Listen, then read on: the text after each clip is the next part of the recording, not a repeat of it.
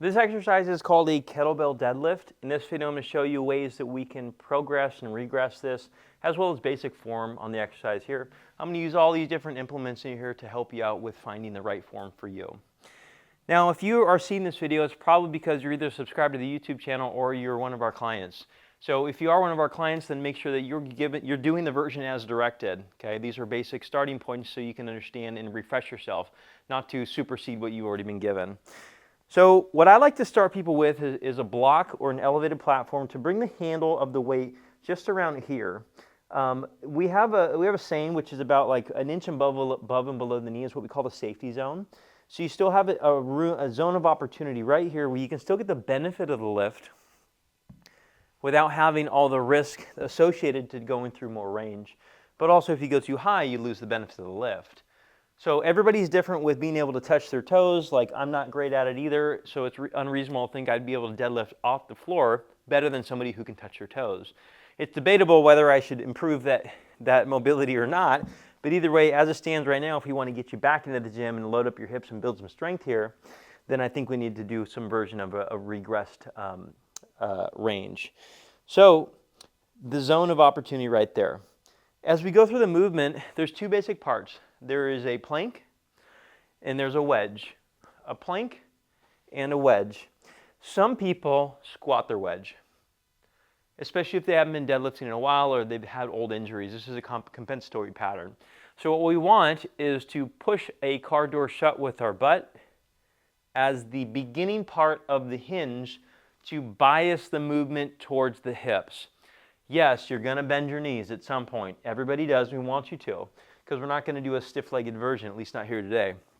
So push the hips back like you're shutting a car door with your butt. Then you're going to grab the weight and just hold on to it. Don't pick it up and stand up without it. So wedge and a plank. Some of you may find this a lot easier. We call this universal athletic position, or have you ever played a sport? Yes, I played tennis. What position were you at kind of when you were ready? Great, that's the athlete, that's what we want. So this is the wedge. Now once you're here, again, touch and go, and make sure you overall feel okay. For some people, this is a good checkpoint. You know, I start to feel my back stiffness come on, or my groin, or my foot, or something like that. Like they just don't like it already, the movement. So if they don't like the movement, this has to be regressed or coached more aggressively. I'll show you some of the cues we use a little bit later, which can help out with that. But don't assume doing more weight's going to help you with this, because most of the time it doesn't. Later, yeah, you're going to add some weight, but in the beginning here, it's best to get the movement down first or break the compensation versus just add more load to it and endorse the compensation. So we're going to back, touch, go, back, touch, go. Oh, I feel pretty good. Great. You want to pick the weight up? Let's do it. Okay, notice the weight ended up just pretty much where it started. You can barely see it on camera because of it's between my ankle bones, not my toes. Okay, and it's going to make it back there every single time. I think the only other thing I see on this, at least in basic hinging form, are two problems. Number one is people like to round their low back, which is turns this really nice hip dominant pattern into a low back dominant pattern, which is why people end up getting hurt with deadlifting in the first place. So show your logo of your shirt to the world, stand tall, and put it down.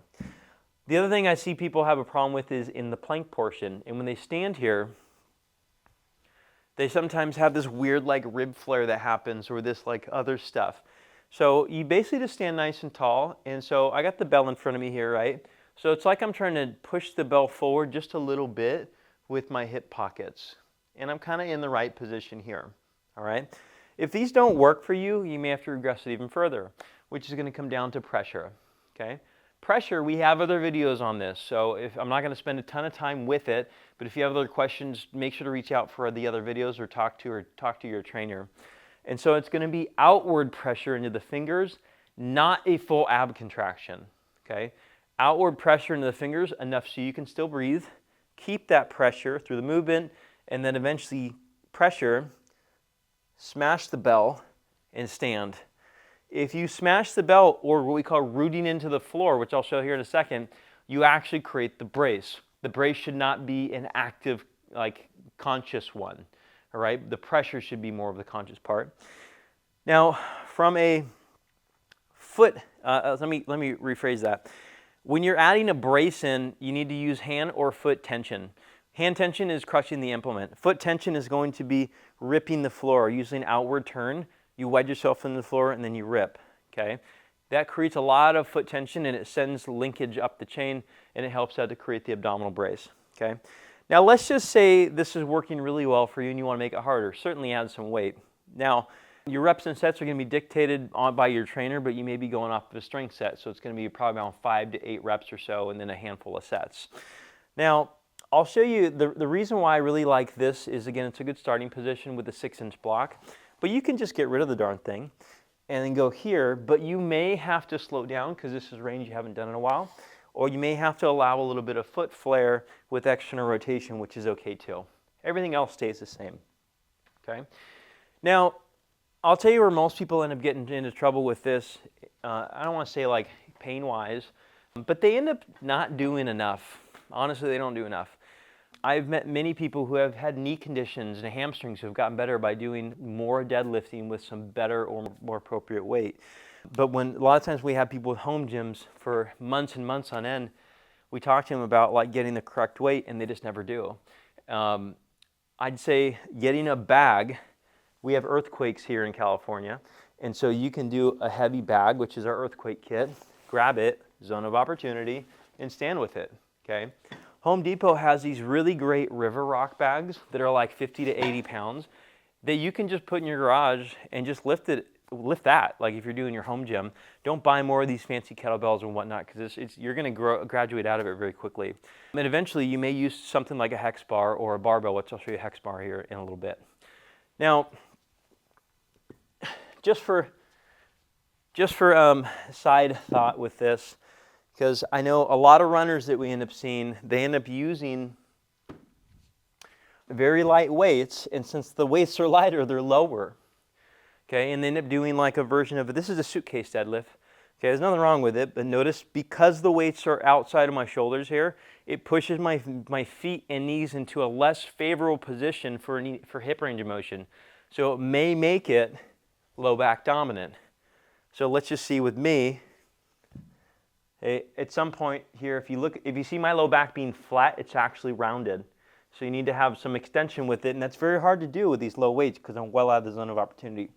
Now, to make it even worse, people use dumbbells like this. Like there's no way for me to even get them without rounding my back. Or they'll go through modified range of motion like I am right now. Again, this is okay to do in some forms, but man, that's a lot of high time under tension that doesn't always work well. And to tell you the truth, they're not heavy enough to even get strength anyways, so why are we even doing it? Okay. Another version is you can use something like a plate. Okay. Zone of opportunity, it abides by those rules. You can make it really heavy if you wanted to, but oftentimes it's not going to be heavy enough for most people. It's just a nice starting point. Now this is a hex bar. The hex bar is again, it's probably the way that you're going to get a little bit more of weight involved. It's probably one step just below a barbell. Not to say a barbell is going to be better for everybody, but a hex bar is a little bit more knee dominant as you can really get the weight right between your feet. With a dumbbell, which I showed in another video, it's in front of you, okay? So for here, same thing. We're going to grab the handles, and I'll show you here. Grab the handles, logo, pockets back, all that junk, and then you stand and down, okay? Most people end up going through this one as their final destination, okay?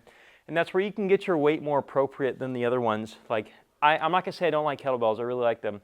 I don't prefer the dumbbells, but the kettlebells are way, way better in regards to keeping things nice and contained. You can widen the feet, especially for tall people.